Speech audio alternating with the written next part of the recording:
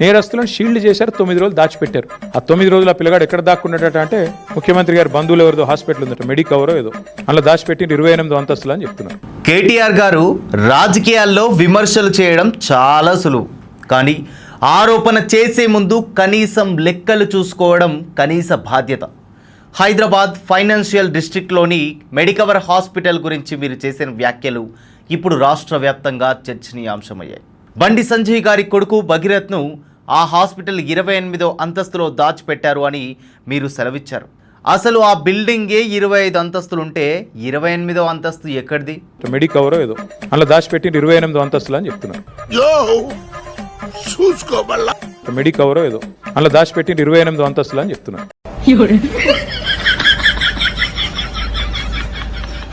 లేని అంతస్తులో ఒక మనిషిని ఎలా దాచిపెడతారు? అదేమన్నా అదృశ్యంగా ఉందా? మీకు తప్ప సామాన్య జనానికి, పోలీసులకు కనిపించదా? మరి మాట్లాడితే మీనింగ్ అనేది ఉండాలి కేటీఆర్ గారు. మెడికవరో ఏదో, అలా దాచిపెట్టి 28 అంతస్తులు అని చెప్తున్నారు. మెడికవరో ఏదో, అలా దాచిపెట్టి 28 అంతస్తులు అని చెప్తున్నారు.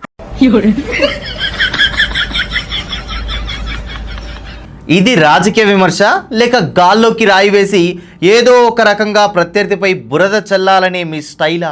ఒక రాష్ట్రానికి మాజీ మంత్రిగా, ఒక బాధ్యతాయుతమైన పార్టీ వర్కింగ్ ప్రెసిడెంట్గా ఉన్న వ్యక్తి ఇటువంటి అవాస్తవాలను మాట్లాడడం రాజకీయ విఘ్నత అనిపించుకోదు. బిల్డింగ్కు ఎన్ని ఫ్లోర్లు ఉన్నాయో తెలియకుండానే ఆరోపణలు చేశారా? లేక విన్న వెంటనే మాట్లాడి ఇప్పుడు ఇబ్బందులో పడ్డారా? ప్రజలు మూర్ఖులు కాదు కేటీఆర్ గారు. ఆరోపణ వెనుక నిజముందా లేక రాజకీయ కోపం ఉందా అనేది వారు స్పష్టంగా గమనిస్తున్నారు. గౌరవ ఏదో, అలా దాచిపెట్టి 28 అంతస్తులు అని చెప్తున్నారు. మెడికవరో ఏదో, అలా దాచిపెట్టి 28 అంతస్తులు అని చెప్తున్నారు.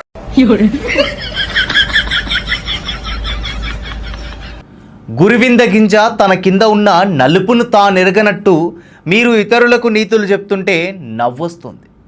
మీ గత చరిత్రను ఒక్కసారి గుర్తుకు తెచ్చుకోండి. కారు రేసు స్కామ్ నుంచి కాళేశ్వరం ప్రాజెక్టులో జరిగిన 1,00,000 కోట్ల అవినీతి వరకు, డ్రగ్స్ కేసులో మీ పార్టీ నేతలు దొరికిన సందర్భాల నుంచి కుటుంబ రాజకీయాల వరకు మీ మీద ప్రజల్లో ఎన్నో ప్రశ్నలున్నాయి. మీ చుట్టూ ఉన్న ఆరోపణలకు సమాధానం చెప్పకుండా ఇతరులపై నిందలు వేయడం రాజకీయ ధర్మమా? కేటీఆర్ గారు, మీ దగ్గర ఆధారాలు ఉంటే ప్రజల ముందుంచండి, దర్యాప్తు సంస్థలకు ఇవ్వండి. అంతేగాని వీడియోలో చూశాను, ఎవరో చెప్పారు అనే మాటలతో ఒక వ్యక్తిపై, ఒక కుటుంబంపై నిరాధారమైన బురద చల్లడం ఆపండి. మెడికవరో ఏదో, అలా దాచిపెట్టి 28 అంతస్తులు అని చెప్తున్నారు. నేను మరీ అంత ఎదవలా కనపడుతున్నానా? ఓ మాదిరిగా కూడా కనపడలేదా?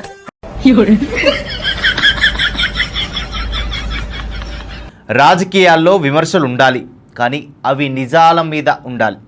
ఆధారాలు లేకుండా చేసిన ఈ 28వ అంతస్తు ఆరోపణలు మీ రాజకీయ విశ్వసనీయతను మీరే దెబ్బ తీసుకునేలా చేశాయి. ఇప్పటికైనా చేసిన తప్పుడు ఆరోపణలకు బండి సంజయ్ గారికి బహిరంగంగా క్షమాపణ చెప్పండి. అప్పటికైనా ప్రజలు మిమ్మల్ని క్షమిస్తారు. మెడికవరో ఏదో, అలా దాచిపెట్టి 28 అంతస్తులు అని చెప్తున్నారు. ఏంటి మమ్మీ ఎవడు?